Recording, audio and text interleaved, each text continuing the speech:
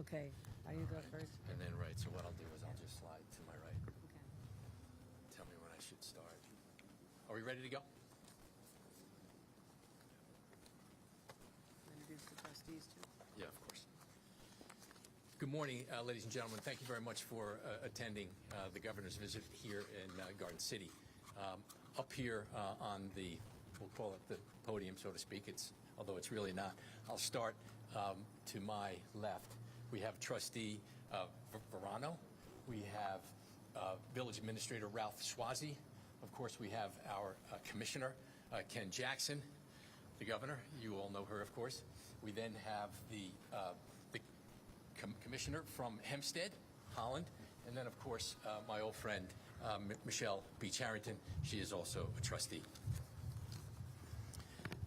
So I'd like to thank the Governor and her team for coming here today. It's fantastic to host her and to show off some new hardware that her administration assisted us in purchasing. We also appreciated the opportunity to demonstrate the 3 strategies that will and have assisted our police force in taking care of business here in Garden City. This technology bolsters our capabilities. And as you can see here to my right, we have a drone, we have a license plate reader, and then we have a very sophisticated, and the Governor spent a bunch of time reviewing this RMS CAD system, or CAD RMS system, which is absolutely top of the line. I don't think it's debatable that one of the hallmarks of a successful, attractive, and thriving community is a well-trained, well-led, and well-resourced police department. We have that here in Garden City. We thank the Governor for the additional funds, which make a difference, and of course has allowed our Commissioner and team to perform their duties at a high level. With that, I'll turn it over to the Governor. Thank you very much, Mayor, and to our Police Commissioner for the incredible work that you do every day. I work closely with law enforcement my entire life, and whether it's a small community or a large city, there's always that stress factor, and so I'm always grateful for those who are willing to be trained, go through the rigors of preparation, to be able to wear the uniform and the badge, and to be willing to put your lives on the line every single day. So please know, as the Governor of a state like New York, we are always forever grateful to the men and women in uniform. So thank you, thank you. And we'll always fund you, not defund you, and that's what we're here to talk about today. So also, you know, Mayor, from my time in local government, I had a town, but it had 2 villages and 2 mayors I work with as well, and I grew up in a village, and I have such an appreciation for the passion that a mayor has for their own community and to make sure that the quality of life is superior. And I want to commend you on what you've done here in Garden City, on your leadership, and our trustees as well. And again, the village administrator and Commissioner Jackson for keeping us safe, and the inspector, and our Chief Holland from the Hempstead Police Department has joined us. This is a great community, but also, to make it even greater, we can make it safer. And that's why it was so important for me to have a fund for law enforcement technology grants to be able to respond to the needs of local communities that are looking to upgrade. And we had a conversation inside. The CAD system, the system of cameras, was literally 30 years old.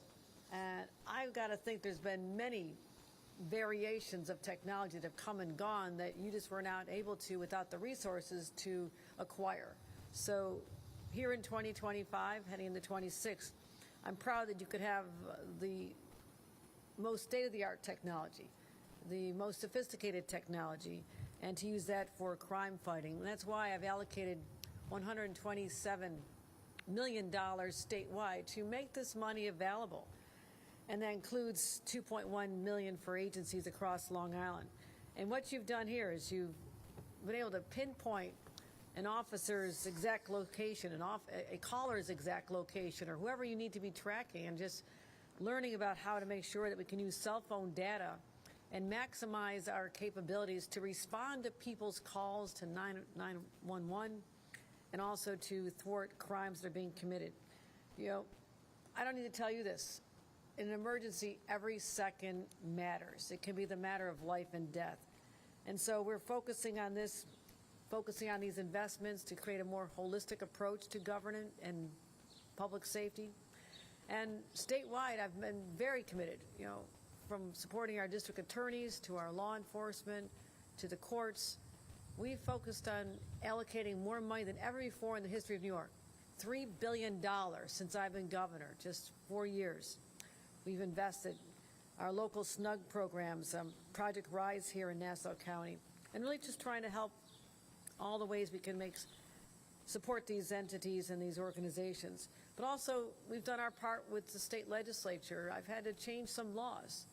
Some, I believe, the bail laws that had gone too far skewed against the efforts to protect our communities, and we made those changes.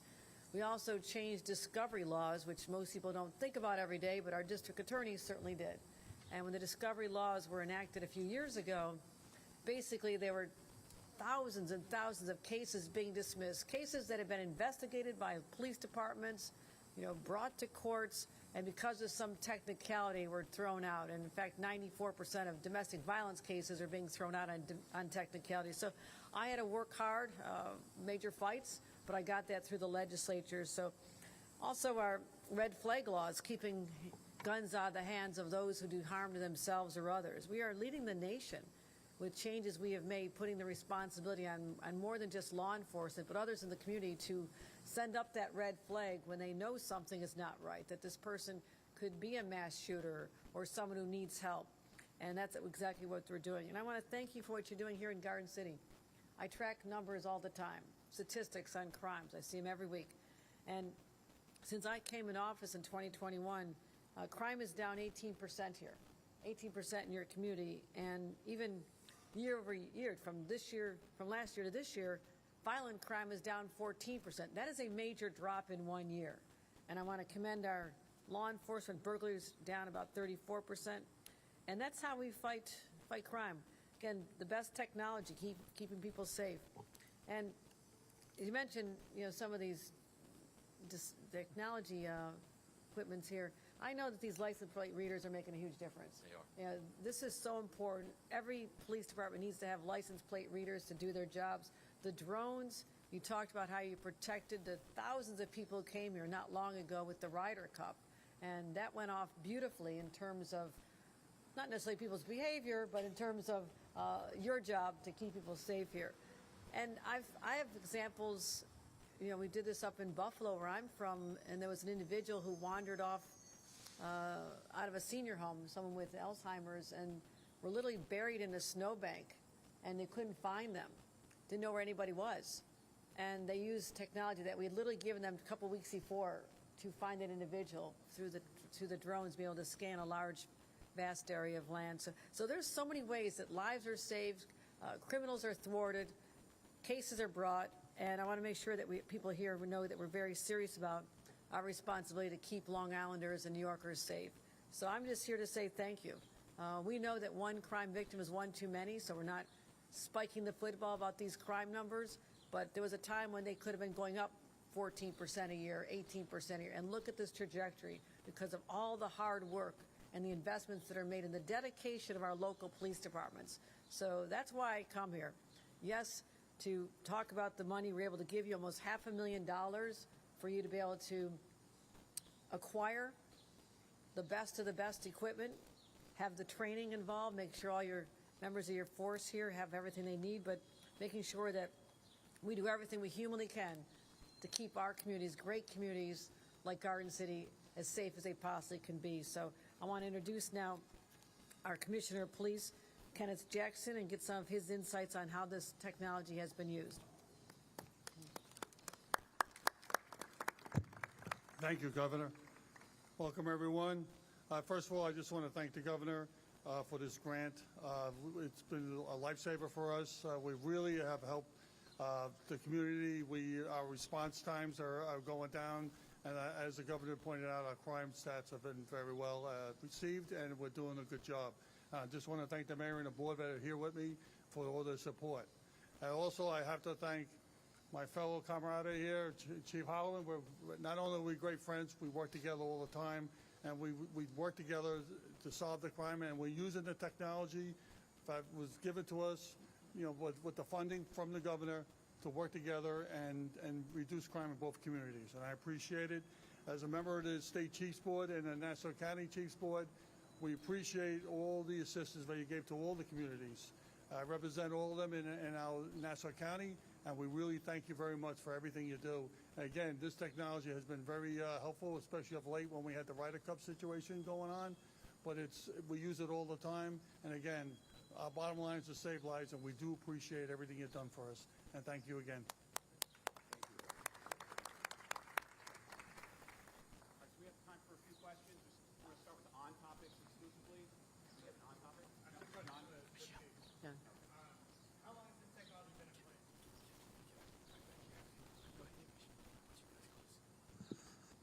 This technology is very new.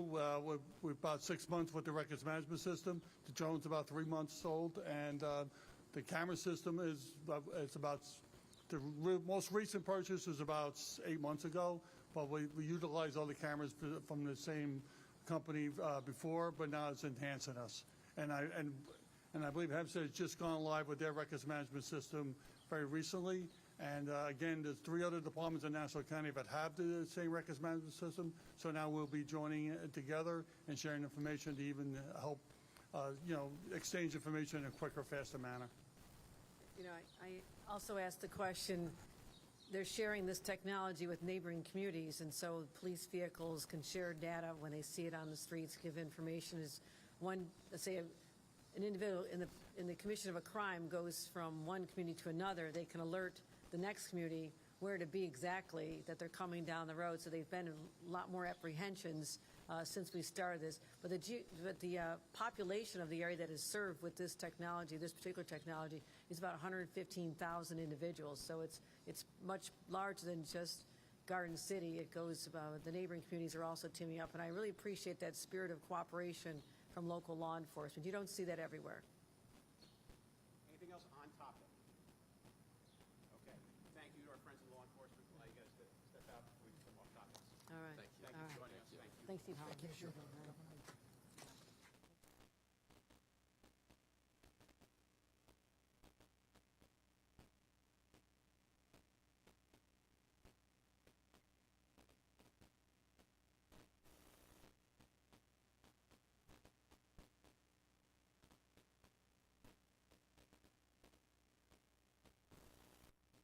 Address the doctor's CEDAR license withdrawal. Mayor Spano is calling an investigation because of alleged connection. Yeah, this is a recent decision. We were all rather surprised when this happened yesterday, and we certainly wanted to advance as many proposals to the final stage as possible and make sure that, we worked hard to make sure there was community input. I believe the community, many in the community supported this, and it's very disappointing. But I would also say I share the mayor's disappointment that this did not continue, but I, at this time, am not aware of any reason to launch an investigation. I have no evidence to suspect that there's any wrongdoing in this decision-making. I think MGM knows, they made their own probably financial decision based on what their needs are. And so, the process will move forward with the 3 bidders at this point, and we know how that's likely to go. All right, there's 2 more news quotes. Hi, Governor. Our year-long Turn to Terra investigation that we aired last night on News 12 about human trafficking revealed widespread violations in the hospitality industry. We found a vast majority of hotels in New York are not following the law that you signed, supporting requiring trafficking hotline signage in bathrooms. What's your reaction? Do you think that there needs to be stronger enforcement? Absolutely, absolutely. This was put in place to protect innocent victims, and to have that information in hotel rooms and airports and other places, I believe it provides a great service for people who may not be automatically aware of what they may be witnessing, but when they read this, it kind of triggers like, oh, wow, that doesn't seem right. And, I read them, and I'm aware of what's required, and we want to make sure that it is being enforced. And so we'll absolutely be looking into working with local law enforcement and their responsibility to ensure that all of the laws of the state of New York are enforced. Okay, last one, John. Governor, 2 weeks in, how is the state faring during the shutdown? Do you have any contingency plans? Are you concerned about any additional eliminated federal funding? Of course we are. We've been subjected to direct threats from the president as recently as yesterday that if the voters decide who they want to be mayor and he's not happy with that selection, then he's willing to withhold federal dollars from the city of New York, which will have a ripple effect on the region. So yes, I'm prepared to fight like hell to make sure that that money is restored if in fact that actually happens.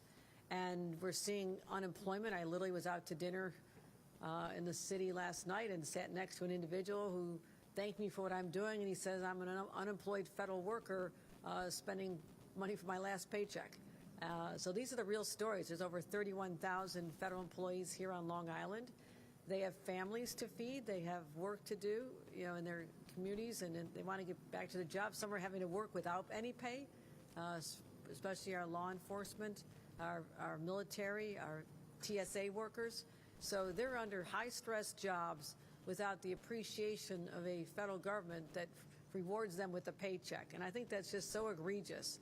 And I will also point out it is also egregious that in our airports there is propaganda being displayed, videos put forth by the Secretary of Homeland Security that are basically not once but a number of times in the video blaming Democrats for the shutdown, somehow ignoring the fact that the president is Republican, the majority of the Senate is Republican, the majority of the House of Representatives is Republican, and they have the audacity to, I believe, violate the Hatch Act, which bans political activity for federal government officials.